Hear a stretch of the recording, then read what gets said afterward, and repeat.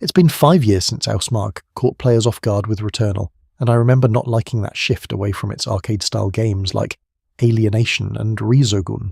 After spending time with it, that reaction faded because the studio clearly wanted to grow. Saros follows that same direction. It keeps the fast, punishing action, but it doesn't lean on the past too hard. It starts familiar, then slowly shows its own identity.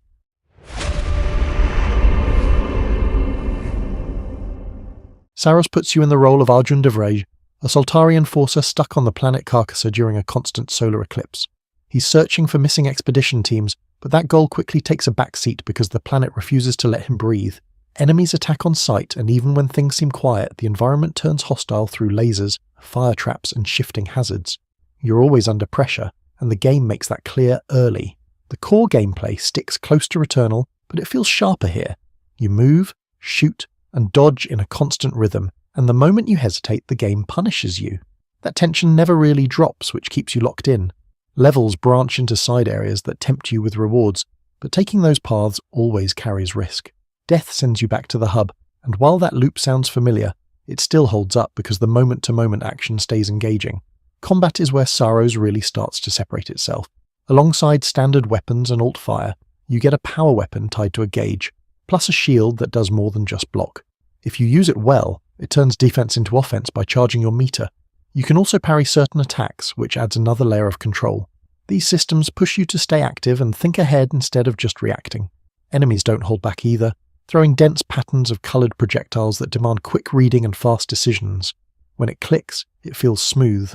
When it doesn't, it feels harsh. Boss fights raise the stakes even more. Most come with 3 phases, and each one shifts how they behave. Early fights already ask a lot from you, which can feel overwhelming at first, but it forces you to learn. On the way there, artifacts give you a chance to prepare. They boost stats like health or power, but corrupted versions come with drawbacks. That trade-off adds tension because you're often choosing between short-term gain and long-term risk, and you can't carry everything anyway. Outside of runs, the armor matrix adds steady progression. You spend resources to improve your base stats or unlock abilities like a second life. It doesn't remove the challenge, but it softens the frustration after failed runs.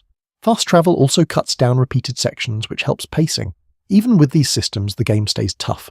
Carcassan modifiers step in here, letting you adjust difficulty with a mix of bonuses and penalties. You can push yourself harder or ease the pressure, depending on how you want to play. Once everything comes together, the flow feels natural. You move through attacks, react without overthinking, and stay focused even when the screen fills with chaos. The controls respond well, which makes that flow possible. Visually, the game holds up under pressure, and the sound design keeps the tension steady without feeling overdone.